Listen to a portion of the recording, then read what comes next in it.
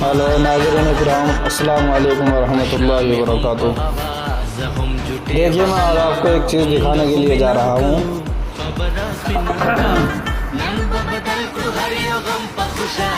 कितनी हैरत की बात है, ताज्जुब खेज़ बात है। ये पाकिस्तान मुल्क के हालात हैं।